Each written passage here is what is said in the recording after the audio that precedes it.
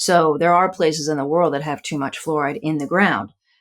Certain places in England, where tea is grown, India, China, those places, the well water is very, very rich in fluoride, and those are the people that those areas. There are a lot of congenital hypothyroidism, uh, dwarfism, uh, low stature, I think is what you're supposed to say today, and learning disabilities, and of course, goiter. Let's talk more about that tea piece. So the tea leaves are being grown in soil that contains fluoride. So the end product that is dried out and shipped and packaged, you're getting that when you steep your tea, you're getting that put back into the water.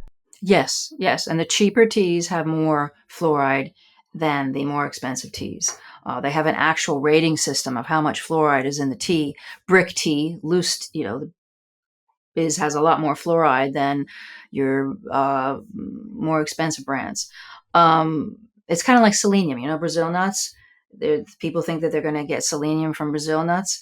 There are areas that have more selenium in the soil, and those trees, the nuts of those trees will have more selenium in them than the other ones. But tea, it has the acidity that people like with tea means there's more fluoride in it. So they actually, push they're augmenting the fluoride by breeding and things like that to have the tea have more fluoride in it, so it has more acidity in the flavor. All right, so cheaper teas, more of an issue here. How big of a problem is this in general? And is there specific types of tea people can still drink and not worry about this? No, it's poison. So it's a huge problem. I actually gave this paper to somebody in the UK. An Irish researcher published a warning to his country because they've mandated fluoride in the water, and the Irish drink a ton of tea. So there's a huge rate of learning disabilities, fluorosis, fracture, bone, osteoporosis, et cetera, in everything that fluorosis causes in Ireland. So I don't think there's any way you can get away with drinking black tea, white tea, green tea. I mean, I lived in China, so I had this sort of access to the best teas in the world. None of them, I would consider all of them to be poison today. Interesting. So even like a ceremonial grade matcha tea, organic, Yeah. that's being sold as a health food, Yes. in your opinion, stay away. Absolutely stay away. Matcha's green tea. We used to do Kung Fu Cha. I used to do martial arts, and the whole Kung Fu Cha is a whole ceremony of, I had some really good tea and followed the whole ceremony and everything. But I have a grandchild. They live in the UK. Tea is forbidden. For somebody that's been drinking a lot of tea in the past, is there a way to test to see how much of it's accumulated in the body? And also, can you test teas for somebody that's in love with their tea right now, doesn't want to give it up, and wants to just see if their particular blend, this is an issue for, even though it's such a big issue in general? Can we test the tea? Can we test the body?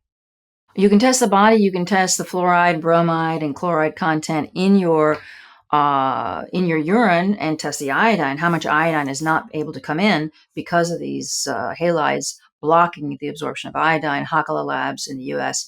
does that. It's 24-hour urine uptake. You collect your urine for 24 hours. After ingesting 50 milligrams of iodine, you collect the urine, they test it, and they give you the results of how much bromide, the toxicity of halides in your urine, in your system.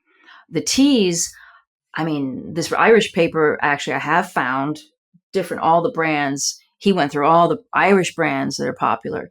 I haven't seen, I have a couple of papers from China that did test the fluoride in, not in particular teas. Yes, in teas. I actually have it because there's Anhui province and there's different provinces they did test.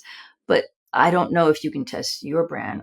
I don't know what your brand is. My mom used to drink Celestial. No, Constant Comment.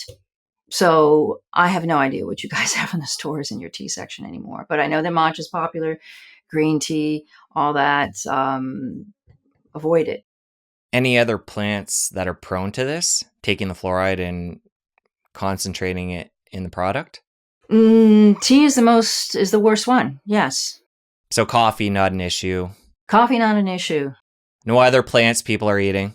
Well, there are plants that prevent the absorption of iodine. I mean, brassica, cauliflower, Brussels sprouts, kale, all those plants, that whole family of plants, they figured that out because the farmer went to check his rabbits and they were all eating cabbage leaves and they all had little goiters.